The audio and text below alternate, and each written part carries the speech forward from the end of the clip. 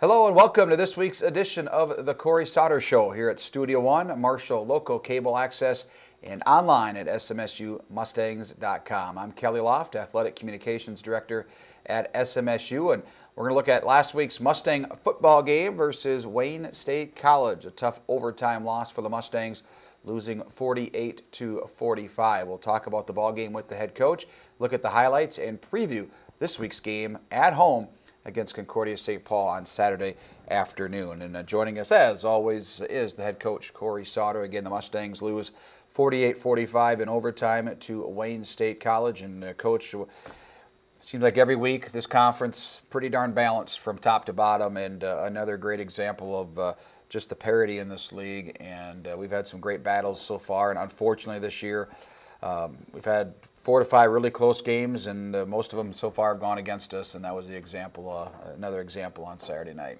Yeah, as we talked earlier in the season, I really felt like Mankato and Duluth are the cream of the crop in this conference, and really after that, everyone else, it's going to be a battle. Everyone's going to have a chance to win, and very good conference to play in. And we saw that this past weekend, another heartbreak loss right at the last second in overtime. And you hope to only have one of those per season, but maybe once you get to 2 and 3, 2 or 3 of those in a season, that definitely takes its toll. So we've got 3 big games ahead of us, and that's really our focus. And Concordia-St. Paul comes into town, so that will be a big challenge for us just to get back on the winning track.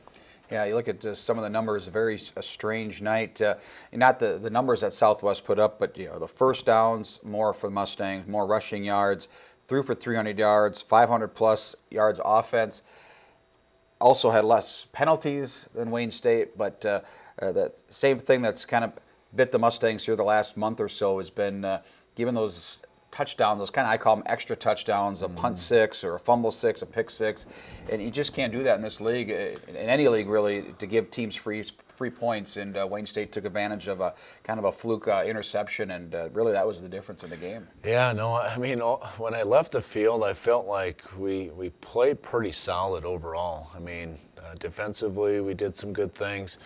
Special teams, we were pretty solid, and then offensively, we probably had our best day of the season. And as you look at the stats, all of them add up to a win. But when you include a fluke play like the pick 6, we're basically spotting them 7 points, and it was basically 2 teams. If you were doing a point spread, it was pretty much even. And a lot of times that's the difference between winning and losing. And the nice thing is we were able to bounce back and recover from that and tie the game at the last second of the ball game. So we were able to put it in overtime, but ultimately we came a play short. Yeah, the Mustangs scored the first points of the game on a touchdown by Tyler Tondrum to go up 7-0. Wayne State rallied back, scored 21 unanswered points to take a 2-touchdown lead. But as you mentioned, you battled back, tied it up going into halftime, score again in the third quarter to take the lead, and went back and forth there. But in a very impressive drive by the Mustangs late in the fourth quarter, Wayne State took a lead with 1:41 remaining on a touchdown to go up 7, and a great 2-minute drive engineered by Charlie Kern and your entire offensive unit. Yeah, we were put in a tough spot, towards the end of the game. We had to make a decision. Do we try to make a big stop? Do we let them score? Those things started going through our thought process. Ultimately, we decided to let them score. There's just no way we would have enough time to go down the field and realistically score a touchdown. So, they ended up scoring. We had about 1.5 minutes to work with, and we took every second of that 1.5 minutes and ultimately scored the touchdown with a big catch by Cross, and it was pretty fun to see us just respond in a pressure situation and get us in a position where we could go into overtime. Yeah, some of the stats that were very impressive. Wayne State entered the game with a lot of sacks. If they weren't number 1, they were at least number 2 in sacks by their defense. You only gave up 2. Unfortunately, 1 was in that overtime period. And then on the flip side, they've only given up 2 sacks all year, Wayne State. and we got a big one there in late in the fourth quarter by Alex Warner. But overall, as you mentioned, offensively, some good bright spots, obviously. Tyler Tondrum with 119 rushing, 29 attempts, and really able to establish that running game, and it opened up the passing game as well. Yeah, we had a really good mix, a really good plan. We decided to really try to go faster. You know, we've done periods over the season where we've gone pretty good tempo, but there were times where we really went fast and caught them off guard a little bit. We incorporated a couple new formations and run sets that we haven't shown in a while, and I think that helped us. We were able to take advantage of some of our key screens off of our run game, and you know, that's very evident when you look at our completion percentage. I think we were in the 70 percentile range, and you know, the big part of that was just taking some of those easier throws underneath and letting our guys get yards after the catch. Yeah, some of the numbers individually for the Mustangs: Charlie Kern tied a career high with 5 touchdown passes, 35 of 46 for 306 yards, his first 300-yard passing game of the season. Nate Hewitt, 10 catches, 110 yards, and 2 touchdown receptions. And Coach, let's talk about Nate. He's done an unbelievable job as a redshirt freshman, making some big-time catches. And you know, you don't see this very often, but just his body control as a redshirt freshman, when that ball goes up, he's got a way to come down with the football, and he's made some really nice catches in this game, including a great touchdown reception. Yeah, and this has just been a process over the last year of him just continually getting better. But him and Charlie have definitely developed a good rapport. Charlie understands exactly where he's going to be, where to put it, and you know, more often than not, Nathaniel will find a way to make a play. And you know, anytime you have that confidence, there's going to be some good chemistry. Balls are going to be thrown out there on time, and you know, so that's going to be nice having him around for a while. Yeah, getting some more offensive numbers, and we had some big offensive games last year and moving the ball up and down the field. And you look at the final numbers: over 100 plays run by your offense, but most of that in regulation, almost 100 plays, and that's pretty good efficiency. Not only run that many plays, but have the minutes. The last 2 weeks now, over 35 minutes in time of possession. So you know, controlling the football, giving the defense a rest, and you can obviously tell because you know, the defense is making some plays as well, and the offense is controlling the tempo. Yeah, no, we've done a nice job. I think the area where we're getting more time of possession is the fact that we've been converting third downs. You know, when you convert third downs, well, now you get another couple minutes, you know, and so I think we're top in the Northern Sun as far as third down conversions, and that's just something that we invested a lot in this off season, trying to find ways to stay on the field. And you know, part of it is staying third and manageable. You know, that's half the battle. And we did have some big conversions down the stretch to keep us on the field, but you know, as I mentioned before, it was probably our most complete ball game on the offensive side. You know, being able to run, being able to throw, minimizing turnovers, that whole thing. You know, when you have 101 snaps and have 1 turnover, that's pretty good. It's just the fact that it gets magnified when it goes the other way for 6 points, and so you know, that's just part of playing football, and things are going to happen, and we just got to be prepared to work through those things. And you know, once that happened, there still was no panic. There was no, oh no, not this again. It was more of, we'll get it back. We'll find a way to make that up. And unfortunately, you know, we got into overtime, and we just needed to make one more play. Yep. Another part of the game that really improved in the second half was special teams. The kickoff return defense really pinned down the Cats several times in that second half. And obviously Mike Wenk, who leads the conference in punting, punt average, and also ranks number 3 in the country in that category, had some big punts as well. But such a huge advantage if you know, your kickoff return and punt team can stop it and make that offense go another 15 to 20 yards. It's a big difference. Yeah, well, when you think about it, if you have to get an extra first down, you know, even if you're the top third down conversion team in the conference, you know, that's still at about 45%, you know, rate to get that. So you add that up, your chances go way down to actually score points. So it's those hidden yards that ultimately help you or hurt you. and it was just good to see us rise to the occasion and make some of those plays inside the 20 because, you know, percentages go up for your defense. Yeah, and speaking of the defense, another interception, third straight week for Andrew McReynolds with an interception. He now has 4 on the season, and you know, some guys making some plays. And again, Wayne State really a proficient offense, and to get that interception, and had a couple of other chances. Tyler Flood almost had a chance to get a pick 6. So the guys are there to make some plays, and you're just seeing the defense get better here each week. Yeah, and we actually got a good amount of hits on their quarterback too, and you know, unfortunately we didn't have any more thrown to us, but as you mentioned, we did have an opportunity for a pick 6, and that would have been awesome to get something like that to help us get us going. But you know, I thought we played a pretty complete ball game. Got to give Wayne State credit, though. They made one more play than we did in the ball game, and that's the difference between winning and losing sometimes. Yeah, it was a tough one for the Mustangs, 48-45. Third loss this season by the Mustangs in the final minute or last 30 seconds of a game. First season opener against the University of Mary. The Marauders score a touchdown.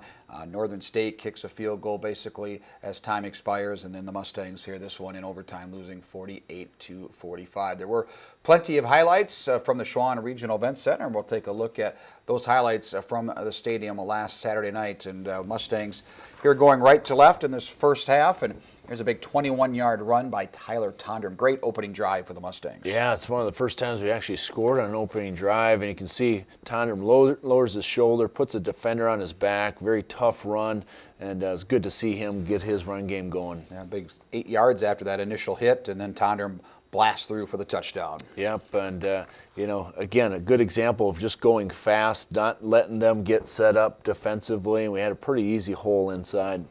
Big third down pass breakup by Andrew McReynolds here at the top of the screen. Yep, you can see Drew's in just great position. He's in tight coverage and gets his hand in there, and that's what we need on third downs. You've got to; these are money downs. When you're a defensive player, it gets you off the field and allows your offense to score some points. Staying on defense, Alex Burton, number 44, blasting through for a tackle for loss. Yeah, Burton comes right through the A gap, untouched here, and wraps the guy up and makes a play for a loss.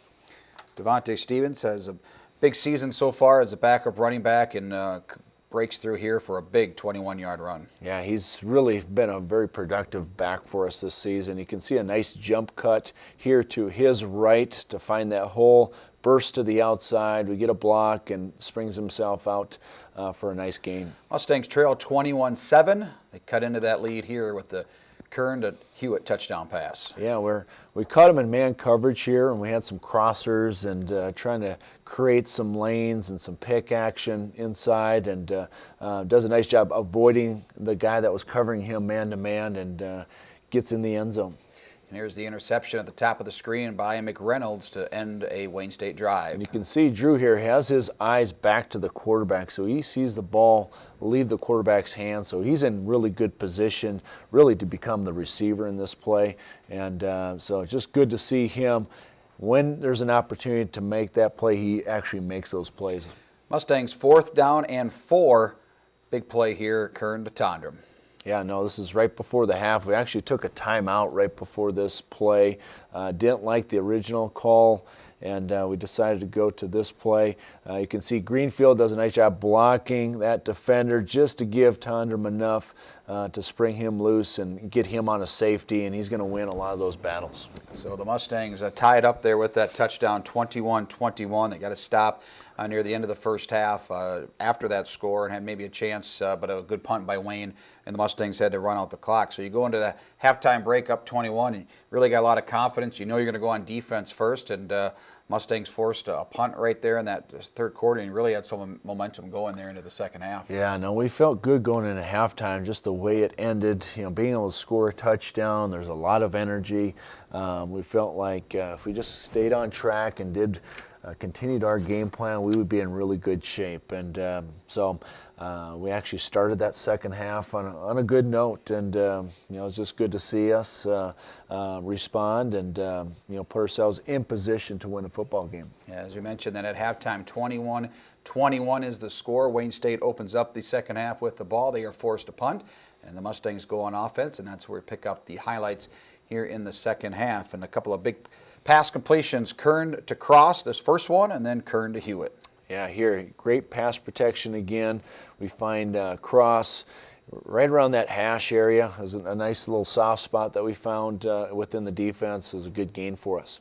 And then a big pass, Kern finds Hewitt right in the middle of the field and nearly broke it free for the touchdown. Yeah, a nice in-breaking route by Hewitt. Again, no pressure on our quarterback. You can see here an awesome pocket. There's nobody in his face, plenty of time.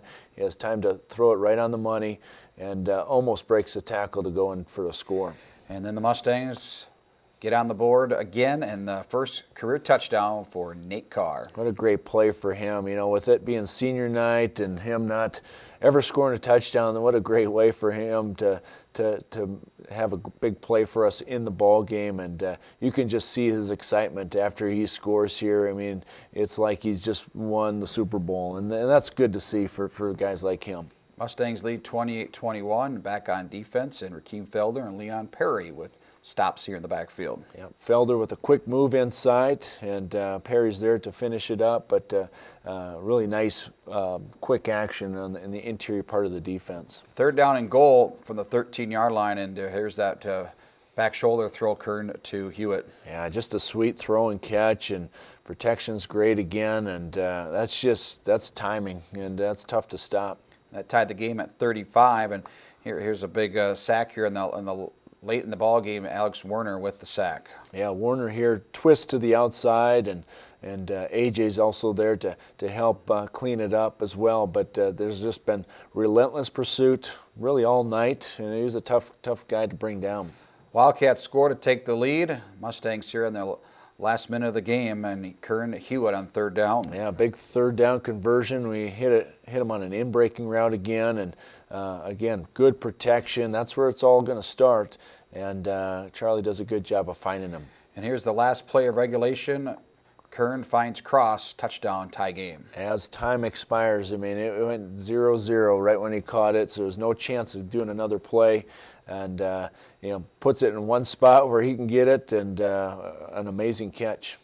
So the Mustangs now go into overtime and have to settle for the field goal, but Mike Wenk drills it through. Yeah, no, we lost the coin flip, and we had to go first on offense, and that's never a good thing. You know, anytime you have to go first, you're really not sure what you need, and you essentially lose one down, as opposed to the other way around. You know what you need to get, and so we had to kick it there. I felt it was the best decision. It was just long yardage, and we had to get points, and ultimately they scored a touchdown and beat us. That's just the unfortunate part of it. Yeah, the ball got down to about the 5-yard line in overtime, but a sack, and the Mustangs, as you mentioned, had to be forced to kick that field goal, and then Wayne State scored 2 plays later in their possession, and they win 48-45. And tell you what, there was one play that I saw live and then watched the replay is how important, the snap, the hold. We talk about it, it's kind of a cliche, but that game-tying PAT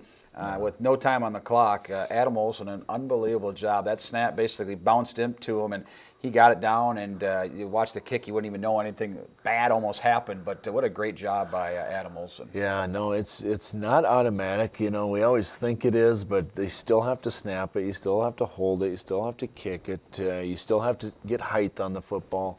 But as the ball was rolling back, I mean, my heart is literally stopping, like, oh no, we need to get this thing down and we need to get it up. And Adam has been just so rock solid there.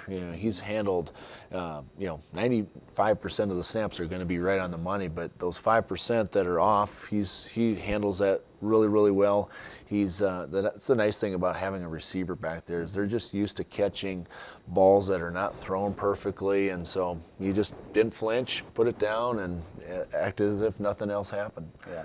Unfortunately, the Mustangs lose, as we mentioned, 48-45 in overtime, and Mustangs now drop to 2-6 overall and 1-3 in the NSIC South. And Coach, I think one thing we've obviously seen here in the last month and basically the entire season, the ability just to keep fighting through, not giving up, competing. Again, a very difficult schedule. 3 of our losses, the teams that are undefeated right now, and 3 other losses in the last 25 seconds of a game. They're fighting, and they're going to be ready to go here this Saturday afternoon against Concordia-St. Paul. Yeah, there's no question. Our guys will be ready to play. There's never been any moment during the season where I felt like our guys are not going to play till the end, regardless of the score. We've had a lot of tight, close ball games.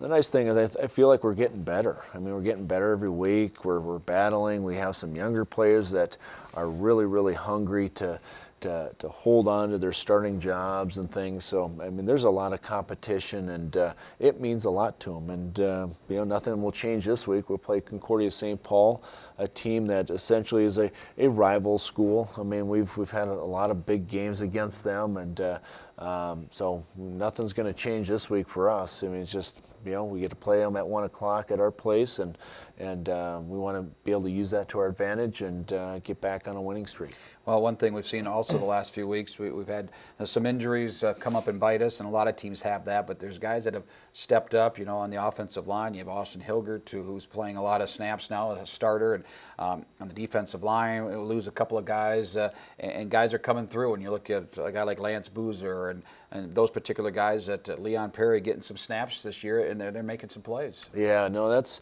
what you preach, you know, during spring ball and the off season and during fall camp is, you know, everyone always looks at that depth chart and they see where their name's at. You know, am I a starter? Am I a backup? Am I a third string guy? And, you know, our message is pretty clear to them that that can change from month to month, week to week, day to day, series to series, you know, so it's not like it's etched in stone. That's where it's going to be.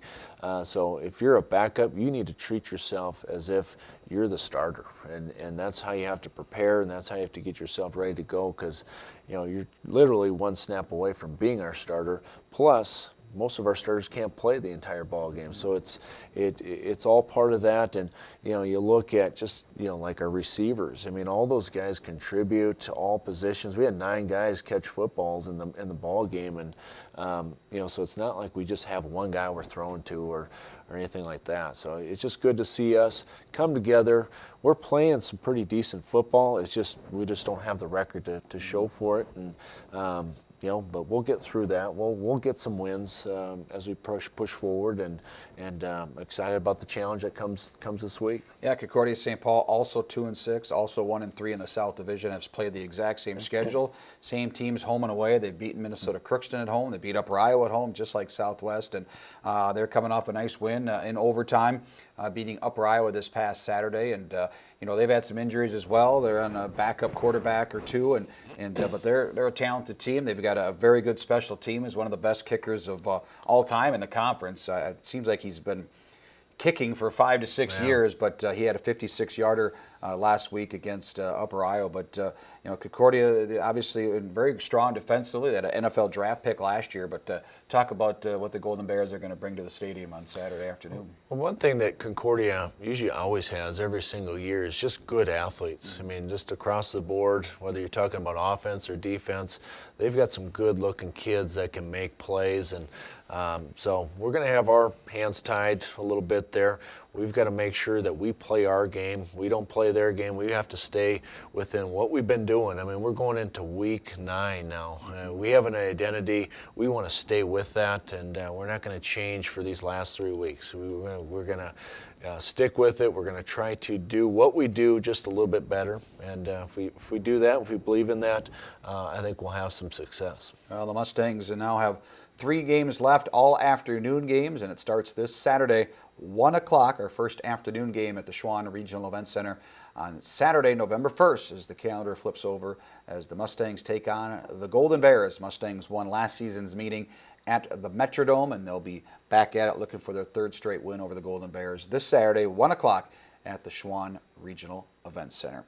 Coach, thanks for stopping in this week, and a special thanks to you for watching this week's edition of the Cory Sauter Show. Again, the Mustangs at home this Saturday, 1 o'clock against Concordia-St. Paul. For the coach, I'm Kelly Loft. Thanks for watching this week. Until next time, go Mustangs.